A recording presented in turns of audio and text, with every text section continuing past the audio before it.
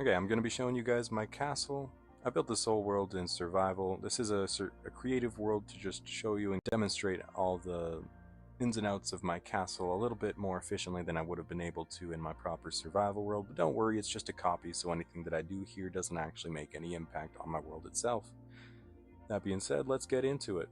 As you can see, we've already got a couple of skeleton skulls that I pulled from the Deep Dark.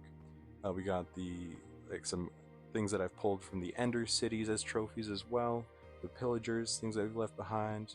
I've got my redstone gate here. Sometimes you gotta be a little bit quicker than that. I don't know, I did design it to shut pretty quickly because I didn't want any monsters that are chasing after you to be able to get in. And then we got our castle walls over here. They're all fortified on the outside while open on the inside so that you can just see nicely into the beautiful courtyards. And as we go into here, you'll be able to see the golden statue guardians that are welcoming you entry into the castle. We have our prized wing of the castle, per se. A bit decorated a little more fancy. Then we got our working end of the castle with the tough stone. And we got our more scholarly end of the castle over here. I can show you guys going into this side, my workspace for my smithing and my tool work, whatnot. We got my anvils, my furnace setups so that it can just be auto fed. I usually like to get rid of like all my extra wood in my hoppers or in my smokers because hey, why not? If you're gonna smoke meat, why not use actual wood, right? It's always gonna be tastier. Got all my spare tools, whatnot. Yeah, so like that's and some like little details to make it feel more Smith-like. But then all my workbenches, I might as well keep them in one area, right? Oh yeah, even got my my netherite armor with my favorite armor trim and colors because I think that it makes it look like fiery. And yeah, all of the walls are fortified and protected while still allowing maximum visibility and so you can see threats coming from any angles, whether they're pillagers or creepers coming up on you when you're trying to leave, skeletons and spiders dropping down on you. They just help to keep things protected and block all those hazards out. As we go up into like the more fancy wing of the castle, this is where I keep all my loot and my materials for building my castle, because again, it's all built in survival. And down over here, whoa, creative mode, different world, remember? Down here we can see my maps, my gorgeous maps for my explorations all across the world. Look at how much of the nether I explore. I'm pretty sure this is like the largest map that you can get. Same with like the end. That's how much of the end I managed to explore before I found my way back. All over the world. Spoiler alert. Yeah. But yeah, so all like the walls have their own fortifications and viewports so that you can shoot down and out and slash without being like hit by anything. They're very usable and very easy to like block while still attacking. And as well, like for the most part, they're all lined with like sweet bushes or sweetberry bushes that'll attack like any enemies getting too close. And yeah, so that's the first of the hideouts. But trust me, like the castles can be a lot bigger than you might think. As I turn around, we notice that the walls extend far into the next chunks. And we have what was my first castle became the template for my larger goal.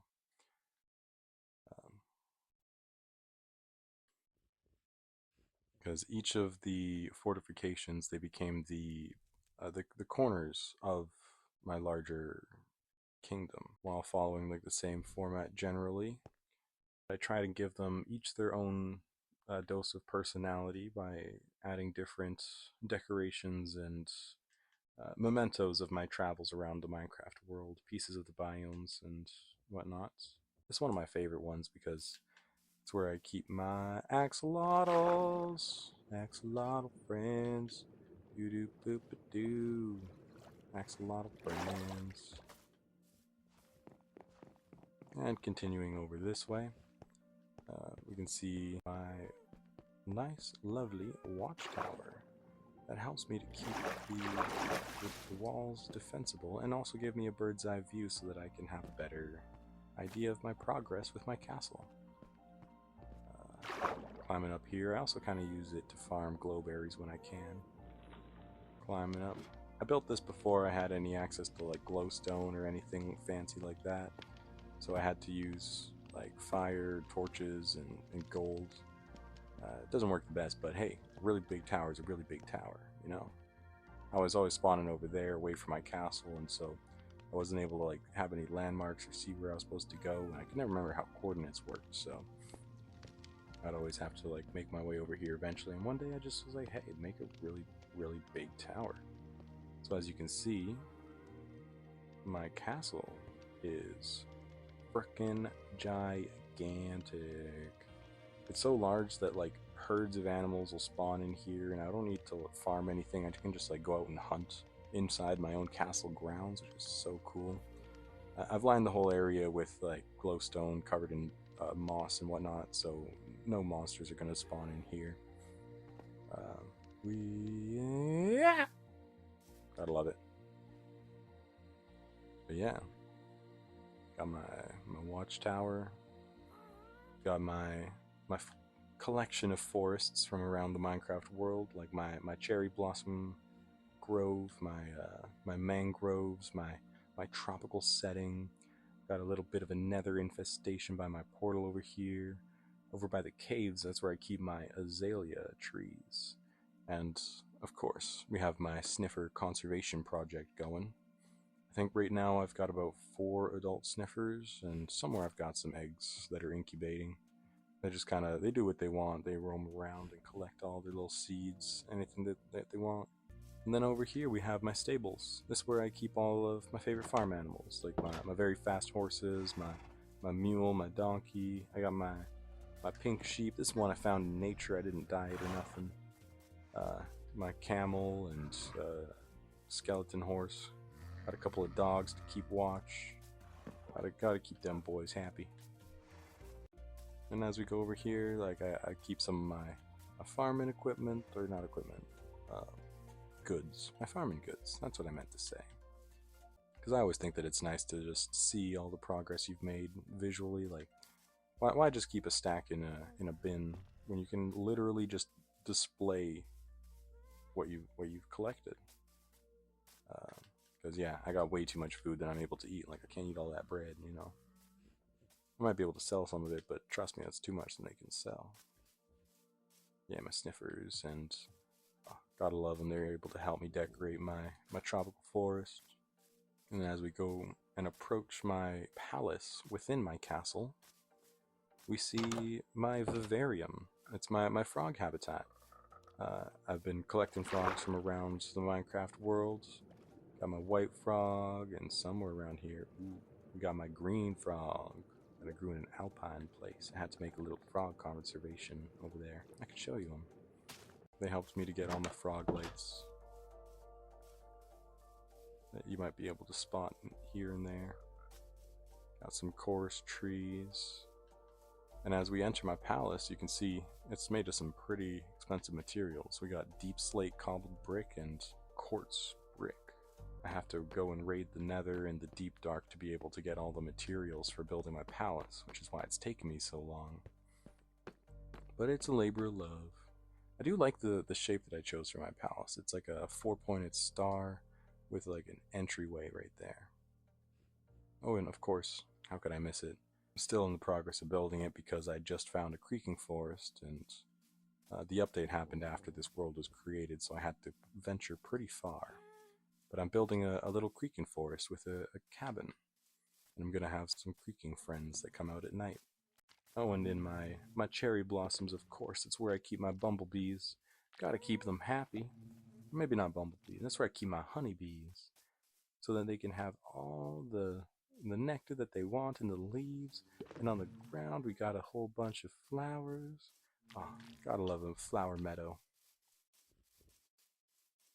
I think I got turned around. Oh yes, one other thing that I wanted to show you was my enchanting room. And it's also where I keep my alchemy supplies. I made it out of a geode's amethyst crystal. Makes such a nice little tink tink sound. Really feels like adds to the magistry of the. Oh yeah, it's literally a geode. Like it's got the deep slate and the basalt and the calcite. That has been my castle as a first look and a showcase. This is my survival world that I've been in for 1,985 Minecraft days.